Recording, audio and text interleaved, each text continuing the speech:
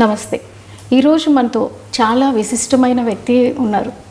2 తెలుగు రాష్ట్రాలకి సంబంధించిన mega family అందరికీ ఈరోజు పండగ కానుంది. ఆవిడెవరో కాదు, ముద్దుగా అందరూ అంజనమ్మ అని పిలుచుకునే మన చిరంజీవి గారి తల్లిగారైన అంజనాదేవి గారు. అమ్మ నమస్తే. నమస్తే అండి. అమ్మ సినీ కళామ తల్లికి 3 స్టార్స్ని ఇచ్చారు. అదేవిధంగా 6 మళ్ళీ యువతరాన్ని ఇచ్చారు. సో ఇప్పుడు మనం పవన్ కళ్యాణ్ గారు డిప్యూటీ సీఎంగా బాధ్యతలు తీసుకొని 100 రోజులు గడుస్తూ ఉంది. సో దీని మీద మీ మనోభావాలు చెప్పండి. ఎలా ఫీల్ అవుతున్నారు? ఎంత కష్టపడ్డాడు అంత వాడికి సుఖం వచ్చింది పాపం. ఇప్పుడు అంత కష్టపడాలి కదా, ఇంకా ఎక్కువ కష్టపడాలి.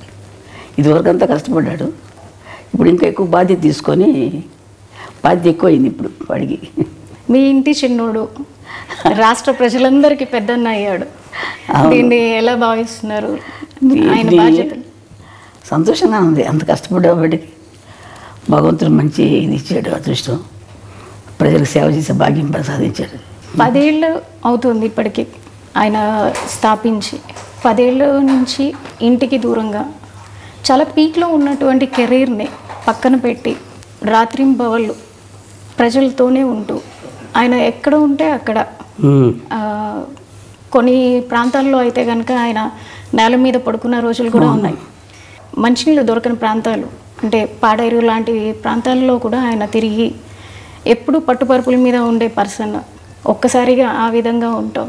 అలా చూసినప్పుడు మీకు ఎలా అనిపించింది? బాధగా ఉంటుంది. మరి చెట్లు తిరుగుతున్నానంటే పైకి అవన్నీ ఏం లేదు. ఇంట్లో అయినా సరే ఎక్కడైనా అట్ట పడుకుంటాడు. అలా షూటింగ్ వచ్చేసి అలా ఆ సోఫాల మీద అలా పడుకొని నిద్రపోతాడు.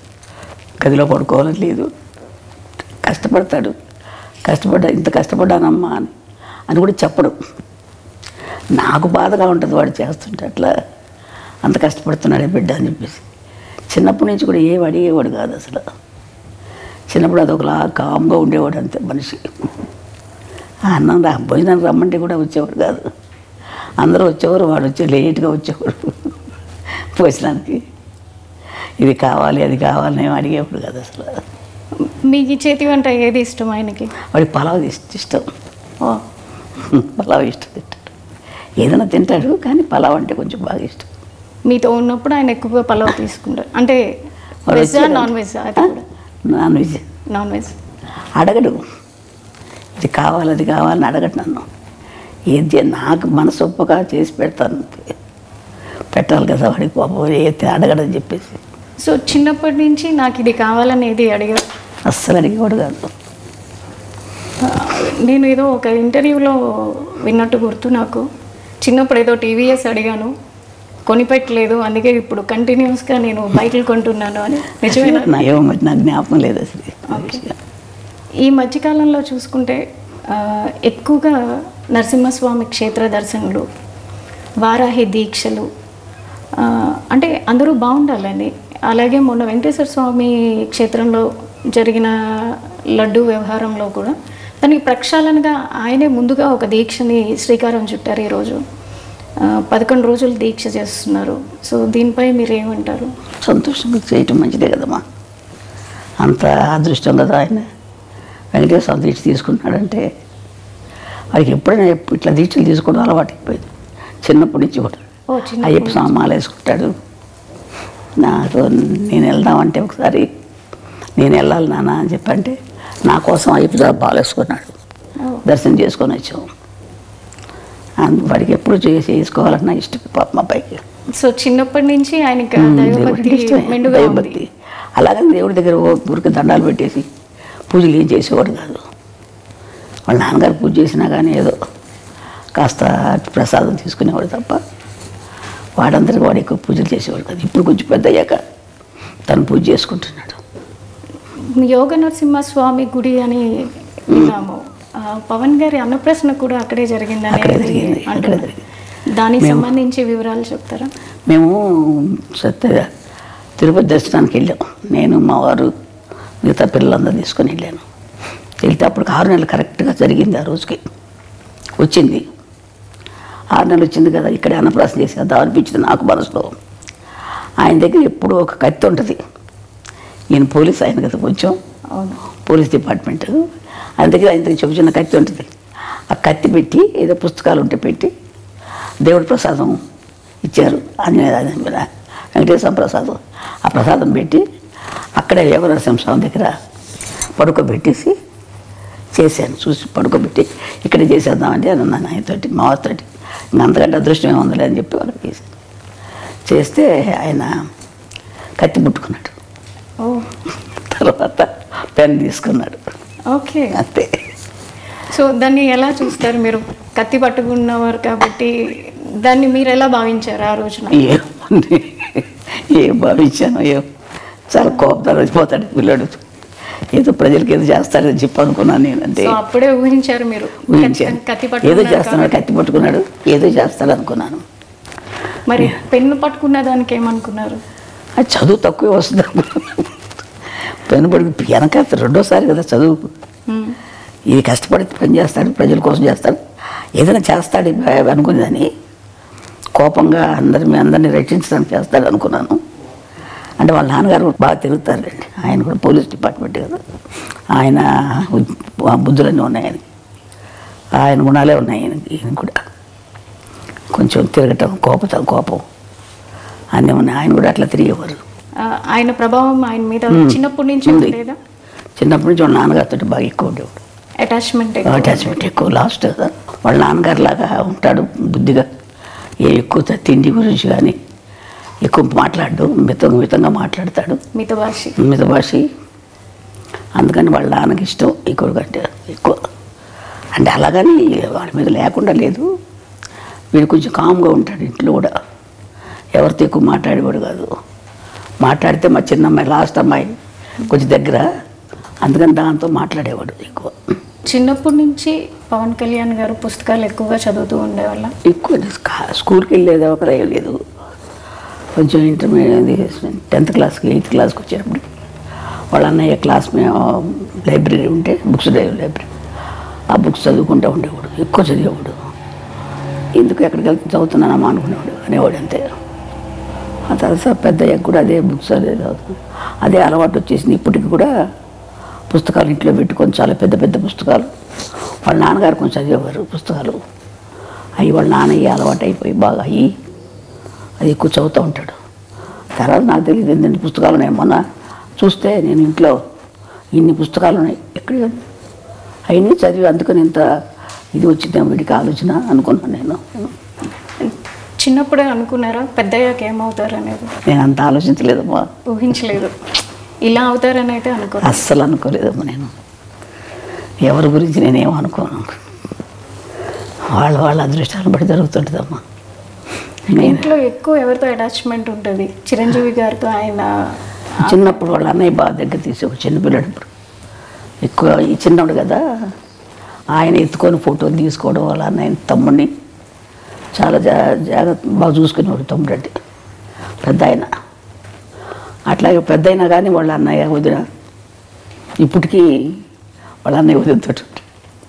అంటే మేము నెల్లూరులో ఉండేవాళ్ళం, మా వారికి జాబ్ అక్కడ. ఇంకా అందుకని మాకు ట్రాన్స్ఫర్లు అయ్యాయి. అందుకని పిల్లలు చదువులు సరిగ్గా ఉండవని చెప్పేసి నేను తీసుకెళ్ళిపోతానమ్మా అన్నాడు మా పెద్ద అబ్బాయి. కళ్యాణ్ బాబుని తీసుకెళ్తాను, అక్కడ చదివిస్తానని. అందుకని పంపించాను మెడ్రాస్కి. కళ్యాణ్ గారికి మీరు అన్నప్రసన్న ఇప్పుడే పేరు పెట్టి ఉంటారు కదా, చిన్నప్పుడు పెట్టిన పేరు పవన్ కళ్యాణ్ అయినా? లేదు, కళ్యాణ్ కుమార్ అని పెట్టాం, శ్రీ కళ్యాణ్ కుమార్ అని పెట్టాం. ఆ తర్వాత పవన్ అని ఎవరో పెట్టారంట, నాకు తెలియదు అది. ఇప్పుడు అన్నప్రసన్న చేసినప్పుడు మీరు ఖచ్చితంగా ఏదో సాధిస్తాడు అని అనుకున్నారు కదా. 10 ఏళ్ళు అవుతుంది పార్టీని స్థాపించి. దానికన్నా ముందు ప్రజారాజ్యంలో అన్నగారితో ఉంటూనే అక్కడ యూత్ వింగ్ చూస్తూ అప్పుడు ప్రజల్లోనే మమేకమై ఉన్నారు. అప్పటికే ఆయన సినిమాల్లో ఒక చేస్తున్నారు, కొంచెం ఎదుగుతూ ఉన్నారు. అంటే మళ్ళీ పార్టీల వైపు మొగ్గుతున్నప్పుడు మీరు ఎలా భావించారు?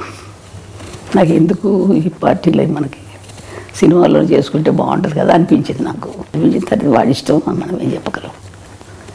అవి చేస్తానమ్మా, ఇది చేస్తానని. సో మీరు వాదించారా అప్పట్లో? వాదించలేదు, నేను ఎక్కువ వాదించను అసలు. వాడి ఇష్టం, వాళ్ళు పెద్దవాళ్ళు అయిపోయారు, వాళ్ళ ఆలోచనలు వాళ్ళకు ఉంటాయి కదా. మనకు పెద్ద నాలెడ్జ్ ఏముంటుంది, వాళ్ళకున్నంత ఉండదు కదా మనకి మాకు అని చెప్పి నేనేం ఎక్కువ వాదించేదాన్ని కదా. అడిగేదాన్ని, నాన్న సినిమాలు చేసుకోకూడదా, ఎందుకు ఇది మనకి ఇదంటే, ఏం లేదమ్మా అది ఇది అన్నీ చేసుకుంటాను. సో కొన్ని ఇంటర్వ్యూల్లో చిరంజీవి గారు కూడా ఒకానొక టైంలో ఏమైపోతాడో, కళ్యాణ్ గారు ఎక్కువగా పుస్తకాలు చదవడం, ఎక్కడన్నా ఏదైనా చిన్న అన్యాయం జరిగినా దాని వైపు ఆయన మొగ్గు చూపడం, ముందు తూకుతాడు దాన్ని. అది చూసిన తర్వాత నేను ఒకానొక టైంలో ఎక్కడ ఒక రెబల్ అయిపోతారో అని భయపడిన రోజులు కూడా ఉన్నాయి అన్నారు. సో మీరు కూడా అట్లా ఏమన్నా? నేను లేనప్పుడు దగ్గర లేను, మేము నెల్లూరులో ఉండేవాళ్ళు, మాకు తెలియదు, అది వాళ్ళ అన్నయ్యకి తెలుసు. సో ఇప్పుడు ఎట్లా చూస్తున్నారు అంటే ఈ 10 years ఫ్యామిలీని వదిలేసి ఆయన ఉండి కష్టపడి ఇప్పుడు డిప్యూటీ సీఎంగా ఉండి వచ్చిన వెంటనే ఆయన మార్క్ ఎక్కడైనా చూపిస్తారు. మొన్న వరదల్లో చూసుకుంటే కనుక వచ్చిన రోజే ఆయన వచ్చిన వెంటనే ఇమ్మీడియట్ యాక్షన్ చూపించారు. వచ్చాను, తను పని చేసుకున్నారు. అట్లాగే ఎన్నైతే మనకి పంచాయతీలు ఉన్నాయో ప్రతి పంచాయతీకి డబ్బు అందాలన్న ఉద్దేశంతో ఆయన పంచాయతీలకి డైరెక్ట్గా అమౌంట్ని డొనేట్ చేయడం జరిగింది. సో ఆయన మార్క్ ప్రతి చోట కనిపిస్తుంది పొలిటికల్గా. ఇంతకుముందు మీరు చాలామంది రాజకీయ వ్యక్తులను చూసుంటారు, ఇప్పుడు ఆయన చేస్తున్న విధానాన్ని చూస్తున్నారు, అది మీకు ఎట్లా అనిపిస్తుంది? మా అబ్బాయి మంచి పని చేస్తున్నాడు అనిపించింది నాకు. వాడు ప్రజలు సేవ చేస్తున్నాడు, చాలా సంతోషం. ప్రజలకు సేవ చేయాలి కదమ్మా, మనకున్నది మనం తింటాం కాదు కదా, నలుగురు పెడితేనే కదా మంచిది, సహాయం చేస్తేనే కదా. ఎంతసేపు ఇంకా మనం ఉంది కదా అని మనమే తినేస్తూ ఉంటే వాళ్ళకి సహాయం లేకుండా ఎంతమంది అల్లాడుతున్నారు జనాలు పాపం. మనపాటికి మన జరిగినప్పుడు ఎంత బాధ కలిగిందో నాకు అసలు అయితే.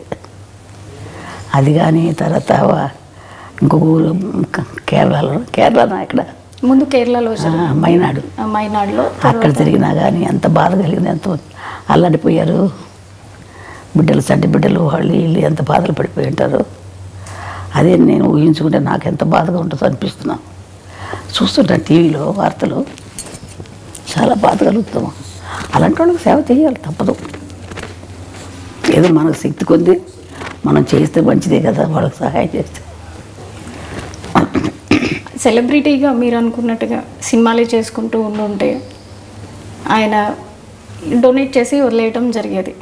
కానీ క్షేత్రస్థాయిలో ఆయనే ఉండి పొలిటీషియన్ అయ్యాక క్షేత్రస్థాయిలో ప్రతి ఒక్కరికి దగ్గరుండి ఆయనే ప్రతిదీ అందేలా చూసుకుంటున్నారు. సో ఈ విధానాన్ని మీరు ఎలా చూస్తారు? మంచి విధానం కదా మాది, వాటికి చేసేది మంచి విధానమే. అందరికీ కూడా సర్దుకుంటాం, అందరికి సహాయం చేయటం అనేది అంత కలిసి అంత బుద్ధి పుట్టాలి కదా చేయటానికి, అంత ఆలోచన రావాలి కదా.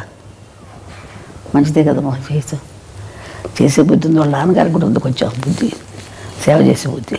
కళ్యాణ్ గారి ప్రస్థానం చూసుకుంటే అటు కెరీర్ వైజ్ కానీ ఇటు పొలిటికల్గా కానీ ఆయన మీద వాళ్ళ తండ్రి గారి ప్రభావం ఎక్కువ ఉందనుకుంటున్నారా, లేదా ఇంకెవరైనా ప్రేరేపణ ఉంది అని? ఇంకేం లేదు, వాళ్ళ నాన్నగారి ప్రభావం ఎక్కువ ఉంది.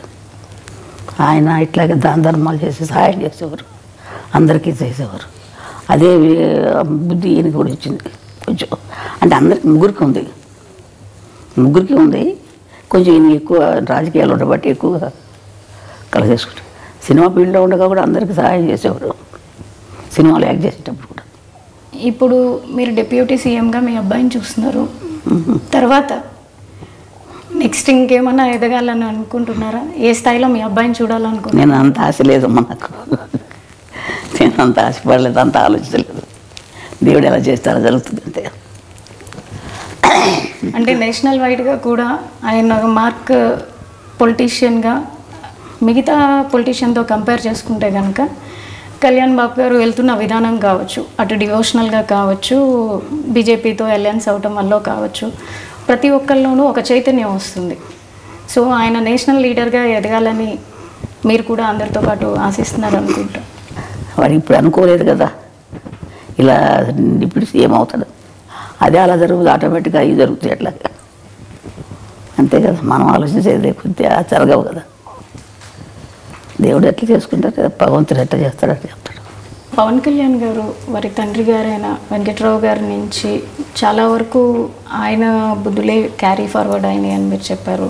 అదేవిధంగా ఆయన వెళ్ళే పద్ధతిలోనే కళ్యాణ్ గారు కూడా ఎక్కువగా వెళ్తూ ఉంటారు.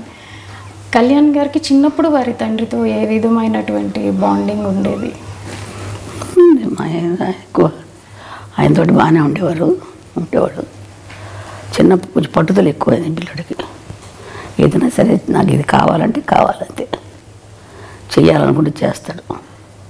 ఆ పట్టుదల ఉంది. ఒకసారి మా అమ్మగారు ఊరు మా మొగల్తూరు, వెస్ట్ గోదావరి, మొగల్తూరుకి ఆయన నేను తీసుకెళ్తానని చెప్పి ఆయన వెళ్తున్నారు. మా అమ్మ వాళ్ళ ఇంటికి వెళ్తుంటే ఈయనకి రమ్మని చెప్పారు. అందరం వెళ్దాం అనుకుంటే ఆ రోజు ఇంకెందుకులే ఇప్పుడు వెళ్తాం అని చెప్పేసి మానుకోవాల్సి వచ్చింది. ఏదో కొంచెం కారణాల వల్ల మానుకున్నా. అంటే కాదు నాన్న, వెళ్ళాల్సిందని చెప్పి పట్టుబట్టాడు.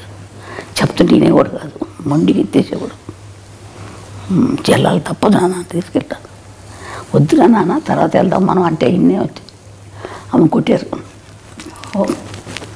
కొట్టిన తర్వాత అప్పుడు మానేసాడు.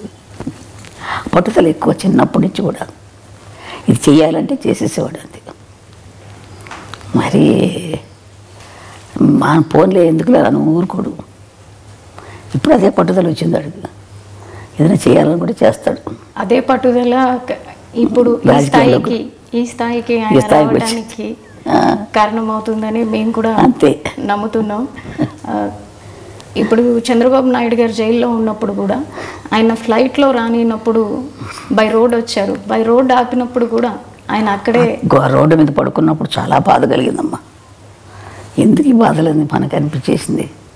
రోడ్డు మీద పడుకున్నాడు కదా, అబ్బా చాలా బాధ కలిగింది నాకు. ఎందుకు ఈ బాధలు, రోడ్డు మీద అలా పడుకోవాలా అని అనిపించేది. రాదు కార్లలో ఇచ్చేవాడు కాదు, నడిచి వెళ్ళేవాడు. అవును, కానీ సక్సెస్ చూసాక ఎట్లా అనిపించింది? ఆనందం, సంతోషంగా ఉంటుంది. అవన్నీ వాడి కష్టానికి తగ్గ ఫలితం జరిగింది. భగవంతుడు మంచి ఫలితం ఇచ్చాడు అని చెప్పి అనుకుంటాడు. వాడు కష్టపడ్డాడు, మంచి జీవితం ఇచ్చారు. వాడిప్పుడు ఇంకా ఎక్కువ కష్టం ఇచ్చాడు. అప్పుడు కంటే ఎక్కువ కష్టం, ఎక్కువ బాధ్యతే కదా. మీరు ఇంకా పవన్ కళ్యాణ్ గారు ఉన్నత శిఖరాలకి వెళ్ళాలని కోరుకుంటున్నారు కదా. ఎవరికైనా ఏ తల్లిదైనా మంచి వృద్ధిలోకి రావాలని ఉంటుంది కదమ్మా.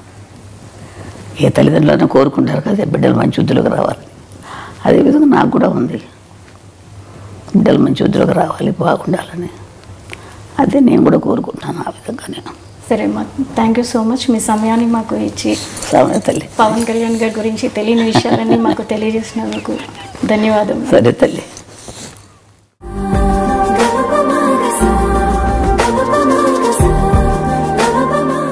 ఇప్పుడు ఆపరేషన్ లేకుండానే మోకాళ్లకు ప్లాస్మా ట్రీట్మెంట్. మీ ఆర్థోపెడిక్ సమస్యలన్నిటికీ రోబోటిక్ టెక్నాలజీ ద్వారా తక్కువ ఖర్చుతో శాశ్వత పరిష్కారం. ఫ్రీ కన్సల్టేషన్, ప్రతి ట్రీట్మెంట్ పై 20% డిస్కౌంట్. ఈ ఆఫర్ కొద్ది రోజులు మాత్రమే. త్వరపడండి. V9 hospitals 9281465842.